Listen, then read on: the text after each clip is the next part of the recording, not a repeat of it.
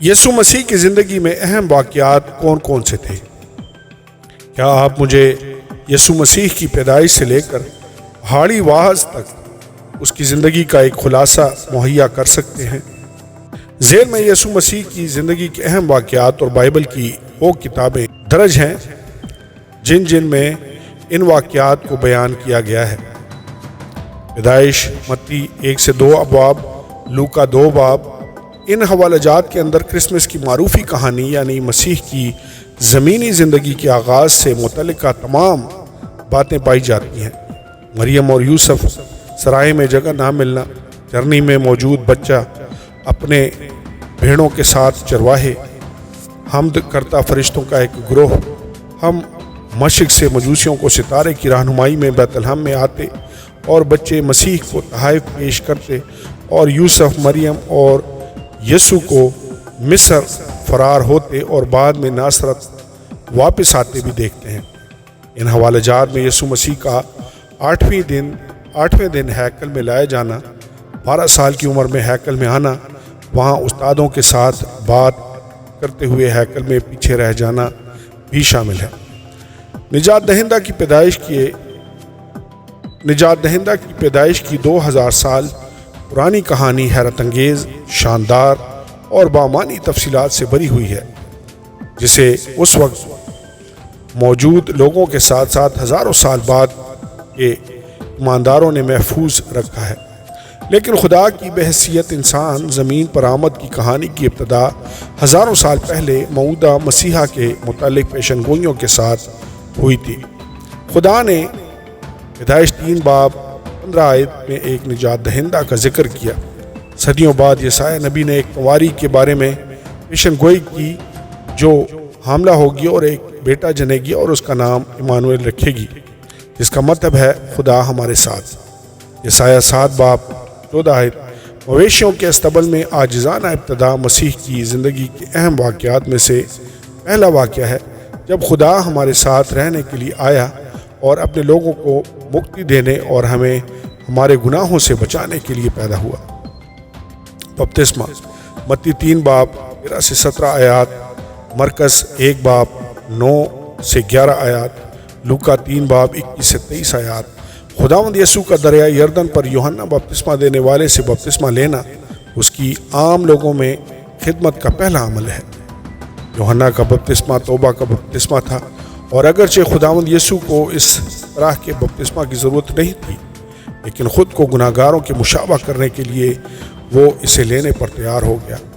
دراصل جب یوحنا نے خداوند یسوع کے اس سے بپتسمہ لینے سے انکار کرتے ہوئے کہا کہ وہ خود خداوند یسوع سے بپتسمہ لینا چاہتا، تو خداوند یسوع نے اصرار کیا۔ اس نے کہا کہ ہمیں اسی طرح ساری راست بازی پوری کرنا مناسب ہے۔ یوحنا نے ایسا ہونے دیا۔ متی 3 باب 13 سے 15 آیات۔ اپنے بپتسمہ میں خداوند یسوع ان گناہ گاروں کے مشابہ ہو گیا جن کے گناہوں کو وہ جلد ہی صلیب پر اٹھانے والا تھا، جہاں وہ ان کے گناہ کے ساتھ اپنی رازبازی کو بدل دے گا۔ 2 کرنتھیوں 5 باب 21 آیت۔ مسیح کا بپتسمہ نہ صرف اس کی موت اور جی اٹھنے کی علامت ہے، بلکہ مسیحی بپتسمہ لینے کا عمل بپتسمے کی اہمیت کو اجاگر کرتا ہے اور کھلے عام مسیح کی ان لوگوں کے ساتھ شناخت کرتا ہے جن کے لیے وہ جان دے گا۔ اس کے علاوہ مسیح کے بپتسمے کے دوران خدا نے اس مسیحا کی خود تصدیق کی جس مسیحا کا طویل مدت سے انتظار کیا جا رہا تھا، اور خدا نے آسمان سے فرمایا، یہ میرا پیارا بیٹا ہے جس سے میں خوش ہوں۔ متی 3 باب 17 آیت۔ بلا شبہ یسوع کا بپتسمہ انسان کے سامنے تشخیص کے پہلے ظہور کا منظر تھا۔ بیٹے نے بپتسمہ لیا، باپ نے آسمان سے آواز دی اور روح القدس کبوتر کی صورت میں اس پر اترا۔ باپ کا حکم، بیٹے کی فرما برداری اور روح القدس کی قوت مسیح کی خدمت اور زندگی کی ایک خوبصورت تصویر پیش کرتے ہیں۔ پہلا معجزہ، یوحنا 2 باب 1 سے 11 آیات۔ یہ کہنا بالکل مناسب ہے، یوحنا کی انجیل وہ واحد انجیل ہے جو یسوع کے پہلے معجزے کو درج کرتی ہے۔ یوحنا کی انجیل کا موضوع اور مقصد مسیح کی الوہیت کو بیان کرنا ہے۔ یہ واقعہ جہاں یسوع پانی کو میں بدل دیتا ہے، زمینی چیزوں پر اس کی الہی قدرت کو عیاں کرتا ہے۔ یہی وہ قدرت ہے جو شفا یابی کی بہت سے معجزات اور ہوا اور سمندر جیسے عناصر پر اختیار کی صورت میں پھر ظاہر ہوگی۔ یوحنا ہمیں مزید بتاتا ہے کہ اس پہلے معجزے کے دو نتائج نکلے، مسیح کا جلال ظاہر ہوا اور شاگرد اس پر ایمان لائے۔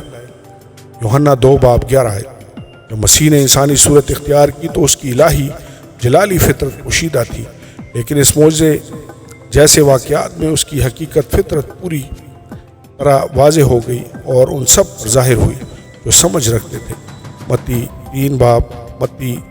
13:16 شاگرد ہمیشہ خداوند یسوع پر ایمان رکھتے تھے، لیکن معجزات نے ان کے ایمان کو مضبوط کرنے اور انہیں اس مشکل وقت کے لیے تیار کرنے میں مدد کی جو ان پر آنے والا تھا۔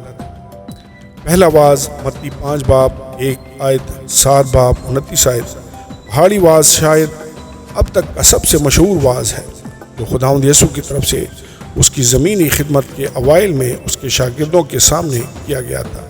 مبارک ہیں وہ جو حلیم ہیں کیونکہ وہ زمین کے وارث ہوں گے۔ زمین کے نمک آنکھ کے بدلے آنکھ، جنگی سوسن، مانگو تو تم کو دیا جائے گا، اور بھیڑوں کے بھیس میں بھیڑیے سمیت بہت سے یادگار جملے جنہیں آج ہم جانتے ہیں۔ اور اس کے ساتھ ساتھ 2 کوس جانے، دوسرا گال پھیر دینے، اور بایاں ہاتھ نہ جانے کا دہنا ہاتھ کیا کرتا ہے، بایاں ہاتھ نہ جانے کہ دہنا ہاتھ کیا کرتا ہے، جیسے تصورات اس واعظ میں سے ہیں۔ اس واعظ میں دعائے ربانی بھی شامل ہے۔ سب سے اہم بات یہ ہے کہ پہاڑی واعظ نے فریسیوں اور ان کے اعمال کی بنیاد پر راز باز ٹھہرنے کے مذہبی تصور کو ایک تباہ کن دھچکا پہنچایا تھا۔ محض شریعت کی لفظی تشریح کرنے کی بجائے اس کی روح کی وضاحت کرتے ہوئے خداوند یسوع نے اس بات کو بالکل واضح کر دیا کہ ضابطۂ پرستی نجات کے لیے بالکل فائدہ مند نہیں ہے، اور یہ کہ شریعت کے تقاضوں کو پورا کرنا اصل میں انسانی لحاظ سے ناممکن ہے۔ وہ نجات کے لیے سچے ایمان کی دعوت اور اس تنبیہ کے ساتھ واعظ کا اختتام کرتا ہے کہ نجات کا راستہ تنگ ہے اور اسے پانے والے بہت کم ہیں۔ یسوع اس کے کلام کو سننے اور اس پر عمل کرنے والے لوگوں کا ان عقل مند معماروں کے ساتھ موازنہ کرتا ہے جو اپنے گھروں کو مضبوط بنیادوں پر تعمیر کرتے ہیں، اور جب طوفان آتے ہیں تو ان کے گھر قائم رہتے ہیں۔